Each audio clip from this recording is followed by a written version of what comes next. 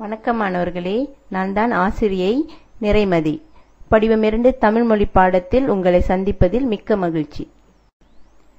இப்பாடத்தின் உள்ளடக்கம் இணைமொழியும் பொருளும், பழமொழியும் பொருளும், இன எழுத்துகள், இடம், சந்தச் சொற்கள், லா, ழா, லா, நா, நா, நா, ரா ரகரச் சொற்களின் பொருள் வேறுபாடு. இணைமொழியும் பொருளும். அண்டை அயலார் பொருள் அக்கம் பக்கத்தார். சட்டதிட்டம் பொருள் விதிமுறைகள். உள்ளும் புறமும் பொருள் எண்ணத்திலும் செயலிலும் அல்லது உள்ளேயும் வெளியேயும்.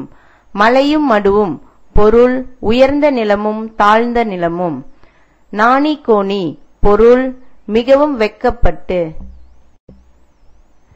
இப்படிவத்தில் நீங்கள் கற்க வேண்டிய 5 பழமொழிகள். அடாது செய்பவன் படாது படுவான். தொட்டிற் பழக்கம் சுடுகாடு மட்டும். இக்கரை மாட்டுக்கு அக்கரை பச்சை. வெள்ளம் வருமுன் அணை போட வேண்டும். மனம் உண்டானால் மார்க்கம் உண்டு. பழமொழியும் பொருளும். அடாது செய்பவன் படாது படுவான் பொருள் தகாத செயல்களை செய்பவர்கள் அதற்குரிய தண்டனைகளை பெற்றே தீருவர். தொட்டிற் பழக்கம் சுடுகாடு மட்டும் பொருள் ஒருவர் இளமையில் கைக்கொள்ளும் பழக்க வழக்கங்கள் அவரின் வாழ்நாள் முழுவதும் இருந்து வரும். இக்கரை மாட்டுக்கு அக்கரை பச்சை பொருள் தன்னிடமுள்ள ஒன்றின் சிறப்பினை உணராமல் பிறிதொன்றின் வெளித்தோற்றத்தில் மயங்கி அதனை உயர்வாக கருதுவதால் பயன் கிடையாது. வெள்ளம் வருமுன் அணை போட வேண்டும். வாழ்க்கையில் கவனத்துடன் நடவடிக்கைகளை மேற்கொண்டால் எதிர்வரும் துன்பங்களையோ இடர்களையோ தவிர்க்கலாம்.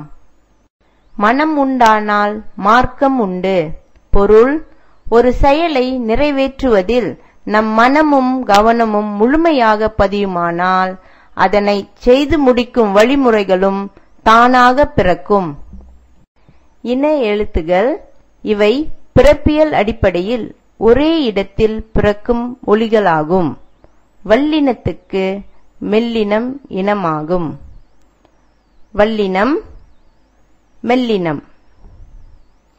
எடுத்துக்காட்டு: இங், இக் தங்கம், சங்கு, மங்கை. இஞ்ச், இச் பஞ்சம், கொஞ்சு, இஞ்சி. இன், இட் வண்டி, பண்டம், கொண்டு.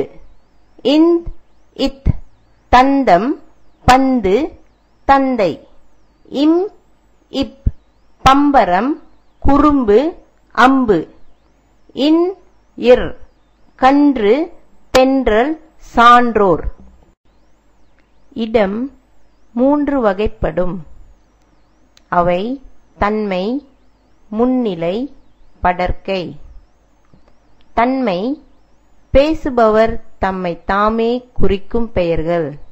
எடுத்துக்காட்டு: நான், என், நாங்கள், எங்கள், யான், யாம்.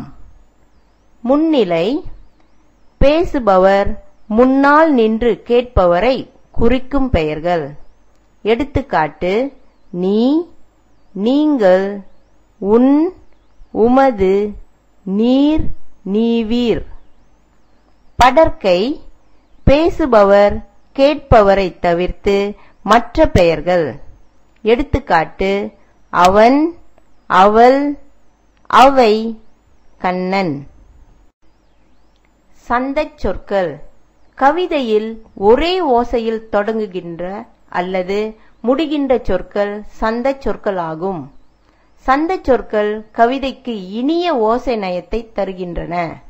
எடுத்துக்காட்டு: உழைப்பில் கிடைப்பது பணம், உறவினை வளர்ப்பது குணம், இழிவினை அழிப்பது சினம், அன்றாடம் என்பது தினம். பணம், குணம், சினம், தினம் ஆகியவை சந்தச் சொற்கள். கவிதையின் கருப்பொருள். கவிஞன் ஒரு பொருளை பற்றி என்ன சொல்கிறான் என்பதே கவிதையின் கருப்பொருள் ஆகும்.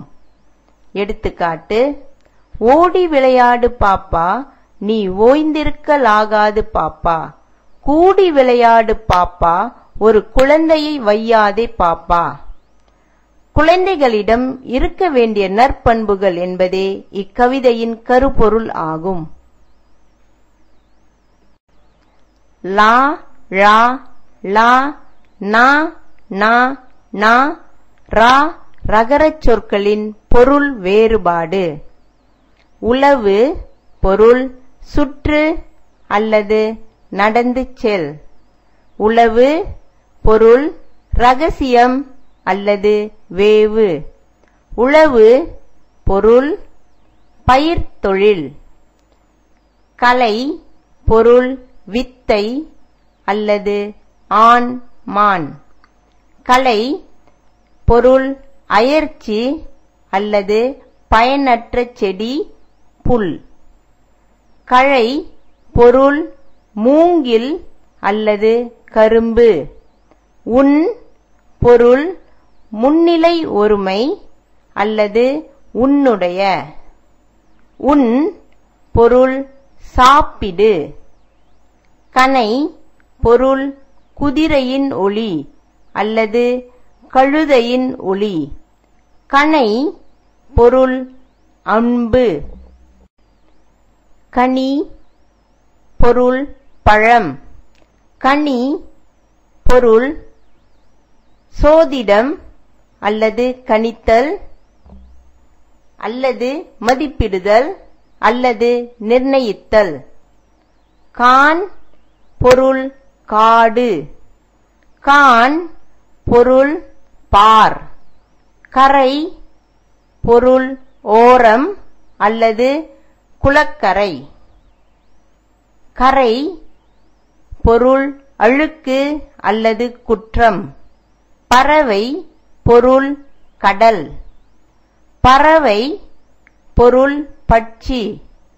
மரம் பொருள் விருட்சம் அல்லது தாவர வகை. மரம் பொருள் வீரம்.